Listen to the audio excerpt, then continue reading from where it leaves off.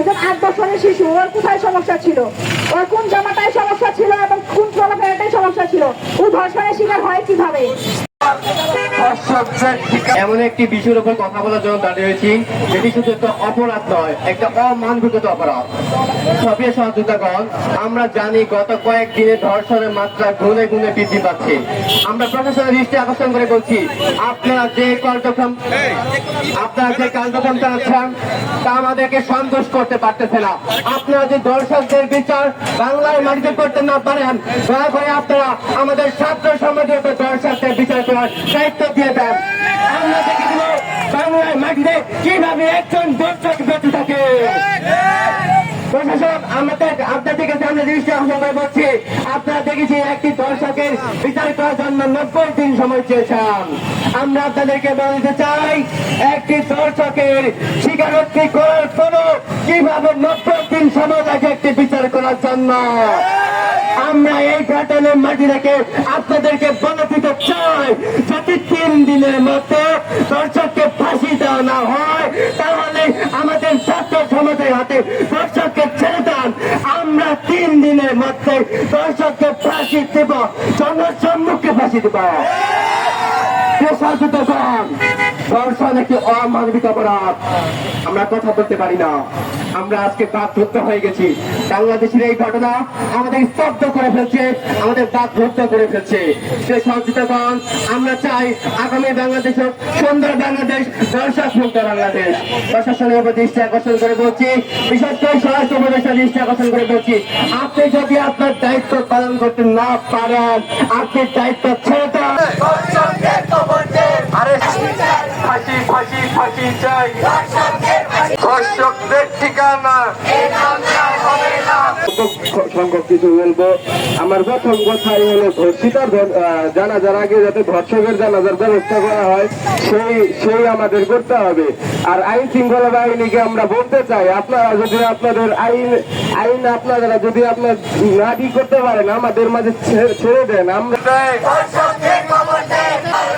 আমার বোনের কান্না,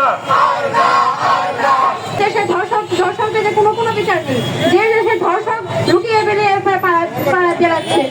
এরকম কোন দেশ চাই না, এরকম দেশের জন্য আমরা স্বাধীন বাংলাদেশ চাই না, এরকম দেশ আমরা চাই না, এরকম স্বাধীন বাংলাদেশ আমরা পেতেও চাই না। যে দেশের চেয়ারম্যান, মেম্বার, এমপি তারা পর্যন্ত তারা খাচ্ছে, ঘুষ খাচ্ছে। এই ধর্ষককে আমরা আমাদের কাছে ছেড়ে দেন। আপনারা যদি নাই পারেন তাহলে আমাদের কাছে ছেড়ে দেন।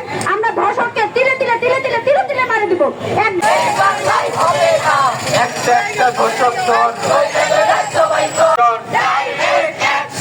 ছাত্র সমাজের অ্যাকশন,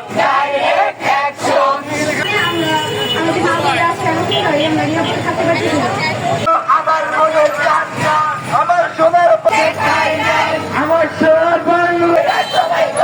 একটা দর্শক সারা বাংলায় খবর দেয়, ফাঁসি চাই।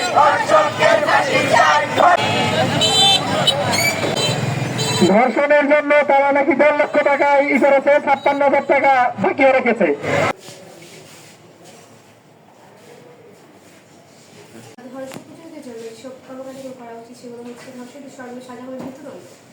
বিচার ব্যবস্থাকে আরো গতিশীল ও সুস্থ করা হয়, যাতে ধর্ষণ মামলার বিচার অল্প সময়ের মধ্যে সম্পন্ন হয়। ধর্ষণ প্রতিরোধে জনসচেতনতা বৃদ্ধি করতে শিক্ষা প্রতিষ্ঠান ও গণমাধ্যমে নিয়মিত প্রচারণার ব্যবস্থা করা হোক। প্রত্যেক থানায় নারী সহায়তা ডেস্কের কার্যকারিতা বৃদ্ধি করা হোক। মাদকের বিষয়, বাল্য বিবাহের বিষয়, একটা টিপটিপের বিষয়, আর একটা পাহাড়ের লাল মাটি কাটার বিষয়। ঠিক আছে, এই চারটাকে আমার টপ প্রায়োরিটি, সবগুলো প্রায়োরিটি তার ভিতরে টপ প্রায়োরিটি এই চারটা। ঠিক আছে, তা আমি সকল জায়গায় একটা কথা বলতে চাই যে আমাদের মায়েদের বোনদের যে সুরক্ষা নিশ্চিত করা, এই ক্ষেত্রে কোনো ছাড়ের আসলে কোনো সুযোগ নেই, কোনোভাবেই কোনো কম্প্রোমাইজ করার সুযোগ নেই। অবস্থান থাকবে একেবারে দৃঢ় দাঁড়িয়েছে।